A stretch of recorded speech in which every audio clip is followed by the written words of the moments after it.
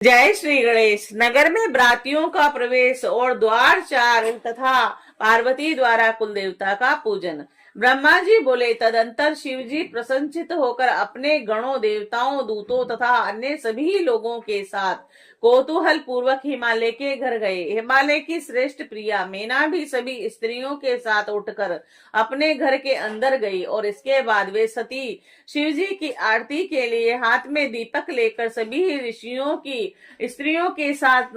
को साथ लेकर आदर पूर्वक द्वार पर आई।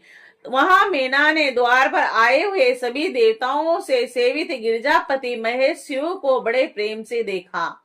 सुंदर चंपक पुष्प के वर्ण के समान आभा वाले, 5 मुख वाले, 3 नेत्र वाले, मंद मुस्कान तथा प्रसन्नता युक्त मुख वाले, रतन तथा स्वर्ण आदि से सुशोभित, मालती की माला से युक्त, उत्तम रत्नों से जड़ित, मुकुट से प्रकाशित, गले में सुंदर हार धारण किए हुए, सुंदर कंगन तथा बाजूबंद से सुशोभित, अग्नि के समान देदीप्यमान, अनुपम, अत्यंत सूक्ष्म, मनोहर, बहुमूल्य तथा विचित्र युग्म वस्त्र धारण किए हुए, चंदन, अगरू, कस्तूरी तथा सुंदर कुमकुम के लेप से सुशोभित, हाथ में रतनमय दर्पण लिए हुए और कजल के कारण क्रांतिमान नेत्र वाले, संपूर्ण प्रभा से आच्छन्न, अत्यंत मनोहर, पूर्ण यौवन वाले, रम्य सजे हुए अंगों से विभूषित, स्त्रियों को सुंदर लगने वाले, व्यग्रता से रहित, करोड़ों चंद्रमा के समान मुख वाले, करोड़ों कामदेव से भी अधिक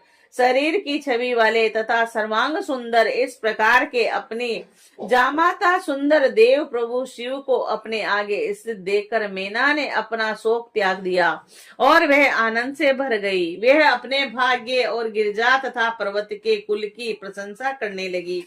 उन्होंने अपने को कृतार्थ माना और बार बार प्रसन्न होने लगी।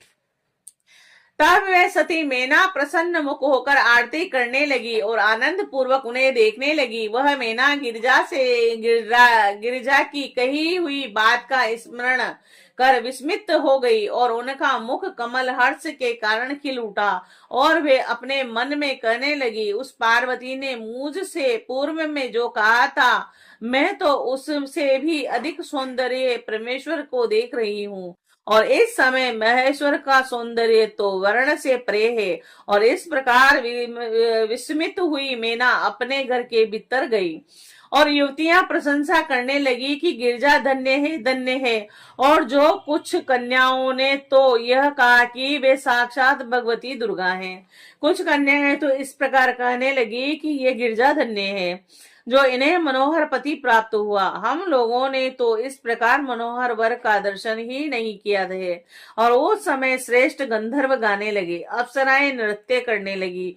सभी देवता शंकर के रूप को देखकर अत्यंत हर्षित हो गए।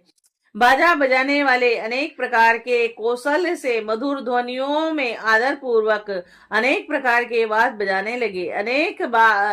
इसके बाद हिमालय ने भी प्रसन्न होकर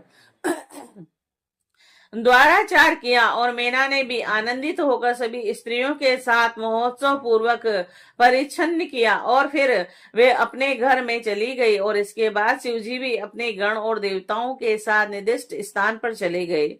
और इसी बीच हिमालय के अंतपुर की परिचारिकाएं दुर्गा को साथ लेकर कुल देवता की पूजा करने के लिए बाहर गई और वहां पर देवताओं ने प्रेम पूर्वक अपलक दृष्टि से नील अंजन के समान वर्ण वाली, अपने अंगों से विभूषित शिव जी के द्वार आदृत नेत्र वाली, शिव जी के अतिरिक्त अन्य के ऊपर से हटे हुए नेत्र वाली, मंद मंद हाथ से युक्त तथा प्रसन्न मुखमंडल वाली, कटाक्ष से युक्त, मनोहर सुंदर केश पाश वाली, सुंदर पत्र रचना से सुशोभित, कस्तूरी बिंदु सहित सिंदूर बिंदु से शोभित, वक्ष स्थल पर श्रेष्ठ रत्नों के हार से सुशोभित, रतन निर्मित बाजूबंद धारण करने वाली, रतनमय कंकणों से मंडित, श्रेष्ठ रत्नों से कुंडलों से प्रकाशित, सुंदर कपोल वाली मणि एवं रत्नों की क्रांति को फीकी कर देने वाली, दंत पंक्तियों से सुशोभित, मनोहर बिंब फल के समान अधोराष्ट्र वाली, यत्नों के यावक महावर से युक्त हाथ में रतनमय दर्पण धारण की हुई, कीड़ा के लिए कमल से विभूषित, चंदन अगरू और कस्तूरी तथा कुमकुम के लेप से सुशोभित, मधुर शब्द करते हुए घुंघरुओं से युक्त चरणों वाली तथा रक्त वर्ण के पाद तल से सुशोभित उन देवी को देखा। और उस समय सभी देवता आदि ने जगत की आदि स्वरूपा तथा जगत को प्रसन्न करने वाले देवी को देखकर भक्ति युक्त हो सिर झुकाकर मेना सहित उन्हें प्रणाम किया। और तीन नेत्र शंकर भी उन्हें अपने नेत्रों के कोण से देखा और सती के रूप को देखकर विरह जोहर को त्याग दिया। शिवा पर टिकाए हुए नेत्र वाले शिव सब कुछ भूल गए और गौरी को देखने से हर्ष के कारण उनके सभी अंग पुलकित हो उठे। और इस प्रकार काली ने नगर के बाहर जाकर कुल देवी का पूजन कर द्विज पत्नियों के साथ अपने पिता के रम्य घर में प्रवेश किया। और शंकर जी भी देवता ब्रह्मा तथा विष्णु के साथ हिमालय के द्वारा निर्दिष्ट अपने स्थान प्रसन्नता पूर्वक चले गए। वहां पर सभी लोग गिरीश के द्वारा नाना प्रकार की संपत्तियों से सम्मानित होकर शंकर जी की सेवा करते हुए सुख पूर्वक ठहर गए।